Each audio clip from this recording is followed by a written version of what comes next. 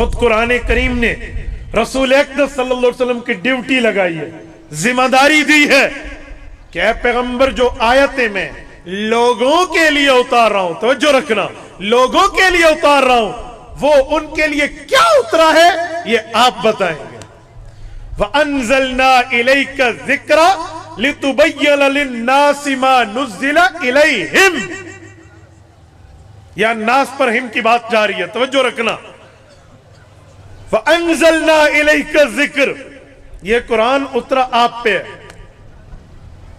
لِتُبَيِّنَ لِلنَّاسِ، آپ پہ کیوں اترا؟ تاکہ آپ اس کی تشریح کریں، لوگوں کو بتائیں۔ آگے لفظ سننے، قرآن کا اسلوب دیکھیں، جو عربی جانتے ہیں نا وہ اس ہی ضمیر کا مرجع دیکھیں گے۔ ما نزل الیہم، ان کی طرف کیا اترا ہے بتانا آپ نے ہے۔ کوئٹہ کے غیرت مند مسلمانوں میں اس کی مثال دے رہا ہوں۔ بچے کے پاس کوئی ہدیہ آتا ہے، گفٹ آتا ہے، تحفہ آتا ہے، بچہ نابلد ہے، وہ جانتا نہیں ہے اس تحفے میں میرے پاس کیا ہے، کون سی نعمت عظمیٰ پہنچی ہے، کون سی اچھائی کی چیز پہنچی ہے۔ تو بچے کو اس کے والدین بتاتے ہیں، اس کے مربی بتاتے ہیں، اس کے بڑے بتاتے ہیں، سمجھاتے ہیں، بیٹا کتنی قیمتی چیز ہے، تیری عمر بڑھے گی، تجربہ بڑھے گا، تیرا علم بڑھے گا، تجھے پتہ چلے گا تیری کون کون سی ضرورت اس تحفے سے پوری ہوتی ہے، تجھے علم میں پتہ چلے گا تیری کون کون سی حاجت اس تحفے میں پوری ہوتی ہے۔ یہ بہت بڑا خزانہ، بہت بڑی نعمت، بہت بڑا ریکارڈ تیرے پاس آ گیا ہے۔ اچھا، اب بچے کو اس تحفے کی تشریح اس کے والد نے کی ہے، اس کی اماں جان نے کی ہے، اس کے مربی و استاذ نے کی ہے، وہ بتائے گا یہ کیا ہے۔ اگر استاذ نہ بتائے، مربی نہ بتائے، والدین اور پیرنٹس نہ بتائیں تو بچہ وہ چیز ضائع کر بیٹھے گا، بچہ وہ چیز گنوا بیٹھے گا، بچہ وہ چیز زمین میں دفنا بیٹھے گا، اس کو نہیں پتا ہوگا کہ اس کی حیثیت کیا ہے۔ اللہ پاک نے قرآن ڈائریکٹ امت پہ نہیں بھیجا، صحابہ عربی جانتے تھے، عربی بولتے تھے، عربی میں اشعار کے قصیدے انہیں حفظ تھے۔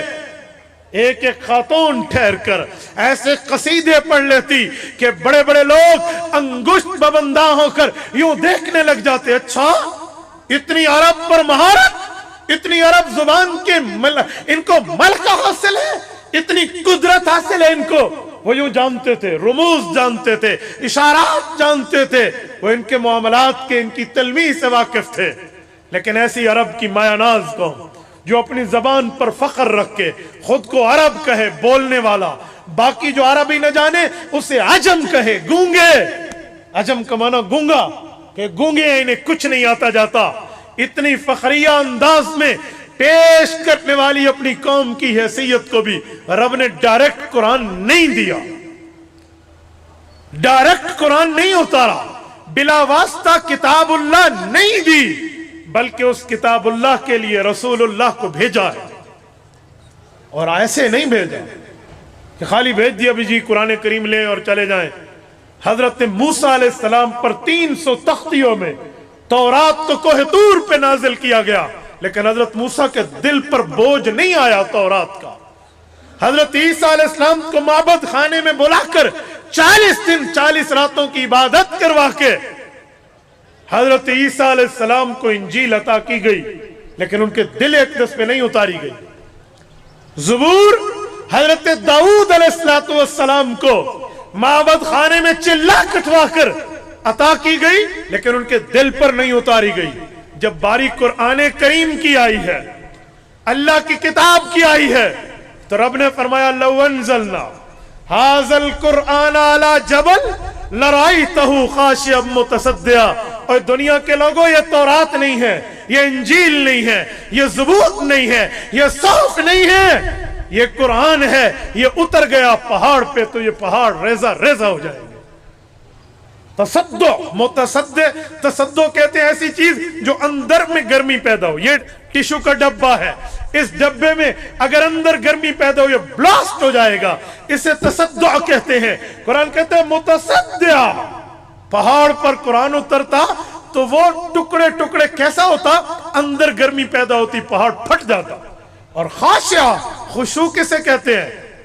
الذین هم فی صلاتہم خاشعون. آپ دیکھ لیجئے, القرآن یفسر بعضہ بعضا. خشوع کا معنی ہے گردن جھک جائے, خشوع کا معنی ہے عاجز آ جائے, خشوع کا معنی ہے بے بس ہو جائے, بس ختم, اب میری طاقت نہیں ہے, میں نے سر جھکا لیا, اینڈ ہو جائے. تو فرمایا خاشعہ, پہاڑ پر قرآن اترتا, پہاڑ یہ نہ کہہ سکتا میں بڑا زوراور ہوں, پہاڑ یہ نہ کہتا میرے اندر پتھر ہیں, پہاڑ یہ نہ کہتا میں زمین پر کھڑے ہو کر سینہ تان کے ٹھہرا ہوں.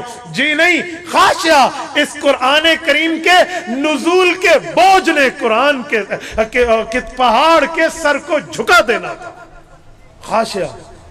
تو پھر یہ قرآن پہاڑ پہ نہیں آیا, یہ قرآن پہاڑ پہ نہیں نازل ہوا, نزل علی قلب محمد, رسول اللہ کے دل اقدس پہ اترا. تورات صاحب تورات کے دل پہ نہیں آئی, انجیل صاحب انجیل کے دل پہ نہیں آئی, زبور صاحب زبور کے دل پہ نہیں آئی, قرآن کریم صاحب قرآن کے دل اقدس پر آیا. حضور کے دل اقدس نے تکلیفیں برداشت کی ہیں, رسول اللہ کے دل اقدس نے دقت برداشت کی ہے, بوجھ برداشت کیا ہے, وزن برداشت کیا ہے.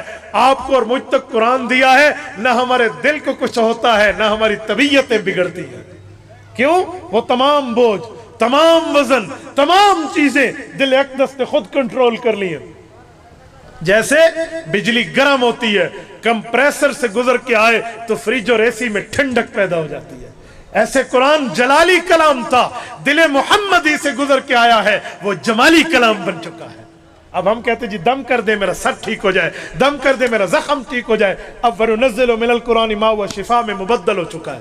اس کی وجہ حضور کے دل اقدس نے بوجھ برداشت کیا ہے. اہل علم بیٹھے, میں مسند احمد, امام احمد ابن حنبل الشیبانی المتوفى 241 ہجری رحمہ اللہ کی روایت کر دے ایک حدیث پاک کو لانے لگا ہوں.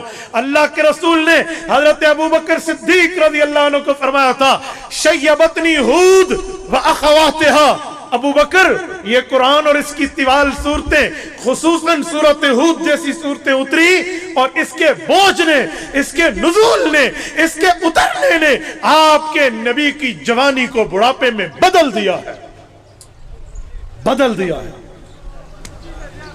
شیبتنی ہود واخوات, یہ پیغمبر علیہ السلام نے بوجھ قرآن کا اپنے دل پر برداشت کیا, تکلیف برداشت کی, دقت برداشت کی, وزن برداشت کیا, اور اس کی تشریح کیا ہے, کیا نہیں ہے, کیا کہا گیا, کیا نہیں کہا گیا, مطلب کیا ہے, معنی کیا ہے, مراد کیا ہے, مفہوم کیا ہے, تفسیر کیا ہے, تعویل کیا ہے, تشریح کیا ہے, وضاحت کیا ہے, ایکسپلینیشن کیا ہے. ما نزل الیہم محبوبم, قرآن آپ پہ اترا ہے, اس کی تشریح بھی آپ نے کرنی. جیسے بچے کو ماں باپ بتاتے ہیں تحفے میں تیرے لیے کیا ہے, شاگرد کو استاذ بتاتا ہے, مربی اپنے مرید کو بتاتا ہے یہ تحفہ تمہیں کتنا قیمتی میسر آیا ہے, تیری قسمت جب جگمگانے لگی ہے. آج وہ اللہ فرما رہے ہیں وَأَنزَلْنَا إِلَيْكَ الذِّكْرَ, قرآن ڈائریکٹ نہیں آیا, یہ عرب کے ماہر تھے. قرآن ڈائریکٹ نہیں آیا, یہ زبان کے قادر تھے.